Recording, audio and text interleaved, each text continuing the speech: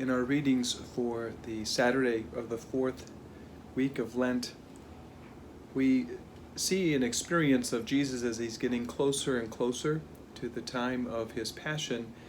The public figures, the scribes and Pharisees, are plotting against him. They have a decision that they have made. They have seen him as a threat, as a problem. And so they're only willing to see that in all of his actions. They're only willing to hear what will support their opinion of him. In today's gospel, we see where others are able to hear Jesus speak and see him for what he is in the Messiah, as the Son of God. This challenge, oddly enough, reminds me of a magazine called Highlight that was very popular in the 70s when I was a kid, and I remember they always had copies of Highlight magazine at our dentist's office. Dentist visits were not always my favorite as a kid, but I loved the Highlight magazine, especially a section in it, a page that had hidden pictures within a landscape or within a scene.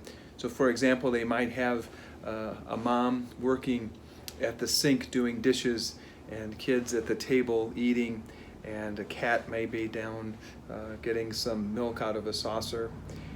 In this scene, they would have hidden throughout it different objects, and along the column on the right-hand side there would be a key, and the key would have a picture of a frying pan, the outline of a golf club, or of an iron for pressing clothes, maybe an egg. And these things would then be hidden in the cartoon picture throughout. If you looked, you could find these things visible. And once you saw them, they were absolutely obvious. But until you saw them, you could be deceived. I think of that today in the scriptures. The scribes and Pharisees had only one particular thought. They were closed to anything else. But those that experienced Jesus could see the depth right there before them of who he was. What about us today? I think in our life situations, we can experience challenges or moments where we feel locked into a particular thought. May God give us always the grace to find him present. Through the fruits of the Spirit, we know he is present.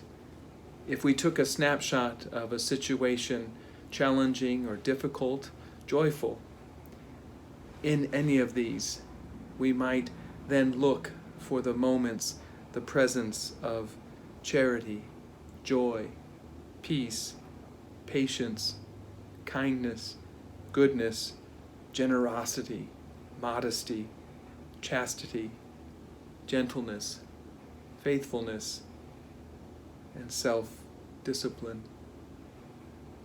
Let us pray today as we reflect upon these daily readings that God will give us the grace to not only recognize his presence even in the challenges, but to be his presence through our generous response to his call for us in discipleship.